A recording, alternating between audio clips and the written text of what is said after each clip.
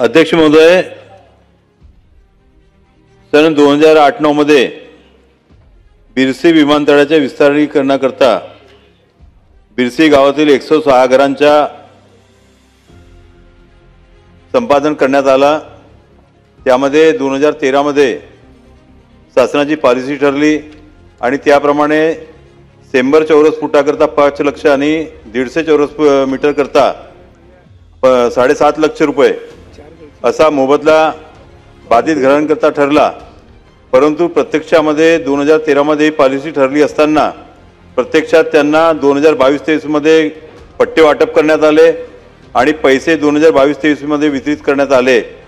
या 14 वर्षाच्या कालखंडामध्ये कमीत कमी 5 ते 6 पट बाजारभाव वाढलेले आहेत आणि म्हणून त्यांना 5 लाख ऐवजी कमीत कमी दुपटीने म्हणजे 10 लाख रुपये त्यांची मागणी आहे, कारण ते घर बांधू शकत नाही आहेत आणि म्हणून त्यांना शासन त्यांना दुपटीने त्यांचा मोबदला मंजूर करणार का एक विषय आहे अध्यक्ष महोदय। त्याचप्रमाणे बिरसी विमानतळाच्या कामामध्ये आपला परसवाडा ते कामटा हा रस्ता बाधित झाला आणि कामटा हा केंद्रस्थानी आहे आणि म्हणून 8-10 गावाचे मुलं त्या ठिकाणी शिकण्याकरता येतात, शिक्षण घेण्याकरता येतात। आज त्यांना 10-10 किलोमीटर जास्तीच्या फेऱ्यामध्ये जावे लागते आणि म्हणून याचे तात्काळ बांधकाम करण्याकरता कारवाई शासन करेल का। तिसरा, त्याचप्रमाणे या विमानतळामुळे अजून 90 घरे बाधित होत आहेत, तर त्यांना आजच्या बाजारभावाप्रमाणे त्यांचे संपादन करून त्यांना मोबदला देण्यात यावी अशी मागणी सुद्धा या माध्यमातून करत आहे अध्यक्ष महोदय। त्याचप्रमाणे रावणवाडी खातिया कामटा हा रस्ता सुद्धा येणाऱ्या काळामध्ये बाधित होणार आहे, त्याकरता सुद्धा शासन तातडीने कारवाई करणार का।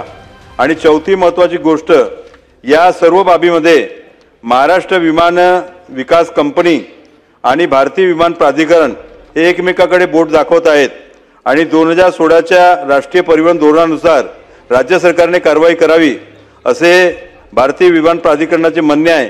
तर या सर्व गोष्टीकरता लागणारा खर्च हा राज्य शासन उचलणार आहे का, याच्या माध्यमातून मी विनंती करत आहे अध्यक्ष महोदय। माननीय अध्यक्ष महोदय, सन्माननीय सदस्य विनोद अग्रवाल यांनी अतिशय महत्त्वाचा गोंदिया विमानतळाच्या जमीन संपादन, त्यांचं रिहॅबिलिटेशन आणि त्या ठिकाणी जिल्हास्तरीय असलेला प्रमुख जिल्हा मार्ग, त्यानंतर राज्य महामार्ग या संदर्भातला प्रश्न उपस्थित केला आणि 4 प्रश्न या ठिकाणी उपस्थित केले। पहिला प्रश्न त्यांचा असा आहे की 106 प्रकल्पग्रस्तांना भले 2006ला त्यांची जमीन संपादित झाली असेल, त्यावेळेच्या असलेल्या धोरणानुसार त्यांचा मोबदला त्या ठिकाणी ठरला होता। त्यानंतर 2013ला पुनर्वसनाचं नवीन धोरण ठरलं, त्यानंतरही प्रत्यक्ष पट्टा वाटप 2022ला झालं। 2022च्या नियमानुसार त्यांची मागणी त्या ठिकाणी आहे आणि म्हणून या विषयामध्ये 2013च्या धोरणानुसार जे काही कायदेशीर अधिकचं योग्य मंजूर होईल असा प्रस्ताव करण्याचा शासनाचा मानस आहे आणि त्या संदर्भात त्यांच्याबरोबर बैठक घेऊन त्यामध्ये निर्णय केला जाईल। नंबर 1। नंबर 2, त्यांनी विनंती केली की कामठा परसवाडा प्रमुख जिल्हा मार्ग हा करण्यासाठी राज्य सरकार काय भूमिका घेईल, तो राज्य सरकारने करावा। त्याचं स्पेसिफिक उत्तर असं आहे की राज्य सरकार हा जिल्हा प्रमुख जिल्हा मार्ग जो आहे तो राज्य सरकार करेल, त्यासाठी निधीसुद्धा राज्य सरकार खर्च करेल, त्याची प्रक्रिया आता चालू आहे। तिसरा प्रश्न त्यांनी त्या ठिकाणी उपस्थित केला, नवीन 90 घरांचे संपादन आणि त्याचा मोबदला।